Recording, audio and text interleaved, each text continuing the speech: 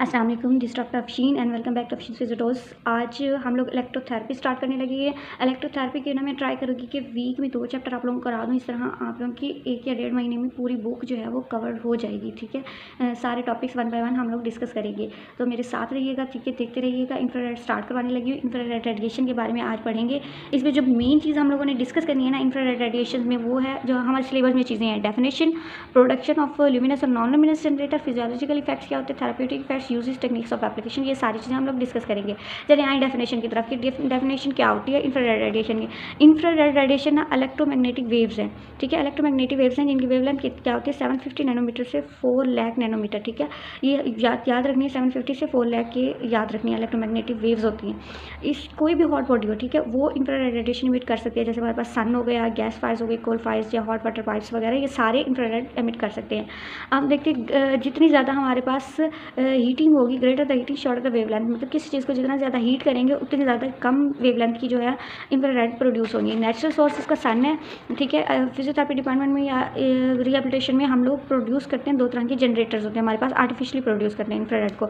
एक होता है नॉन ल्यूमिनस जनरेटर, एक होता है ल्यूमिनस। ये इंपॉर्टेंट है, इसका एससीक्यू में आ जाता होता है। इनका डिफरेंस भी पूछ लेते हैं या फिर इनको एक्सप्लेन करते हैं कि नॉन ल्यूमिनस को बताइए, एक्सप्लेन कर दें। ठीक है, नॉन ल्यूमिनस के कौन से होते हैं, जिनसे सिर्फ इंफ्रारेड, ठीक है, नॉन से याद रखिएगा, नॉन ल्यूमिनस है तो सिर्फ इंफ्रारेड आ रही है, इसके अलावा और कुछ नहीं इससे रेडिएशन इमिट हो रही। ये ल्यूमिनस हैं, इससे विजिबल भी होंगी, अल्ट्रावायलेट भी होंगी और इंफ्रारेड भी होंगी, तीनों होंगी। ठीक है, इमिट होंगी। उसके बाद हमारे पास जो है ये लेस पेनिट्रेटिंग होती हैं। इसकी जो वेव्स होंगी ना, इंफ्रारेड रेडिएशन होंगी, वो लेस पेनिट्रेटिंग होंगी, इनके स्किन के ऊपर रहेंगी, सुपरफिशियली रहेंगी। ये एमिट मोर पेनिट्रेटिंग वेव्स, ज़्यादा पेनिट्रेटिंग होती है, डीपली जाती है। ठीक है, और इसके बाद इसकी 3 टाइप्स आती हैं फर्दर, जो हम वन बाय वन डिस्कस करते हैं आगे। ठीक है, इसको कहते हैं इंफ्रारेड जनरेटर भी कहते हैं, क्योंकि सिर्फ इंफ्रारेड रेडिएशन यहाँ से एमिट हो रही होती हैं। उसके बाद हमारे पास आती है जो इससे ट्रीटमेंट है ना, इसका ल्यूमिनस जनरेटर का ट्रीटमेंट है, उसको रेडिएंट हीट भी कहते हैं। ठीक है, अब हम डिस्कस करते हैं इसकी फर्दर टाइप्स को। तो यहाँ पे एक नॉन ल्यूमिनस जनरेटर है, एक ल्यूमिनस जनरेटर है। नॉन ल्यूमिनस जनरेटर, इसमें ना जैसे आपको ऊपर डायग्राम नज़र आ रहा है, ठीक है, एक कोयल होती है वायर की, जो कि वूंड होती है फायर क्ले और पोर्सिलेन। फायर क्ले क्या होता है, हमारे पास एक मिट्टी होती है, ठीक है, ऐसी मिट्टी जिसको आग जब वो करंट दिया जाता है तो उसकी वजह से वो हीट अप हो जाती है। ठीक है, बहुत ज़्यादा गर्म हो जाती है। पोर्सिलेन भी जैसे चीनी मिट्टी होती है, ठीक है, वो वाली मिट्टी, तो उसके ऊपर ना क्या होता है कि वायर जो है वो वूंड होती है, कोयल ऑफ वायर। ठीक है, जैसे इलेक्ट्रिक हीटर होते हैं हमारे पास, वैसी बिल्कुल दिखती है। अब क्या होगा, जब हम स्विच ऑन करेंगे तो करंट पास होगा वायर से। ठीक है, उसकी वजह से क्या है, फायर क्ले जो है वो हीटेड हो जाएगी। ठीक है, हीटेड होने के बाद वो क्या है, इंफ्रारेड रेडिएशन इमिट करेगी। इसमें से ना कुछ हद तक विजिबल रेज भी प्रोड्यूस होती है, इमिट होती हैं, जिसकी वजह से हम इसको परफेक्टली नॉन ल्यूमिनस नहीं कहते। ये बात याद रखनी है। ठीक है, सेकेंड इसकी टाइप आती है कि जो फायर क्ले है ना, फायर क्ले की कोयल ऑफ वायर जो है इसके अंदर इम्बेडेड होती है या फिर इसके पीछे प्लेस्ड होती है। ठीक है, place behind the plate of fire clay.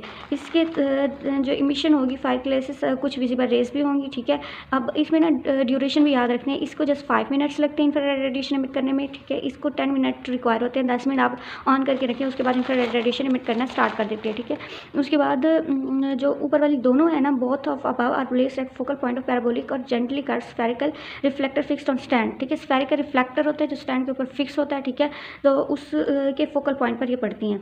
उसके बाद एक हमारे पास स्टील ट्यूब होती है, 1/2 इंच डायमीटर की स्टील ट्यूब होती है, जिसके अंदर एक वायर, स्टील ट्यूब के अंदर स्पाइरल फॉर्म में एक वायर होगी इंसुलेटिंग मटेरियल की, जिसकी वजह से क्या होगा कि इसके ना स्टील ट्यूब 2 to 3 टर्न्स में होती है और 15 मिनट लगते हैं इसको इंफ्रारेड रेडिएशन इमिट करने में। ठीक है, फिर हम देखते हैं ल्यूमिनस जनरेटर।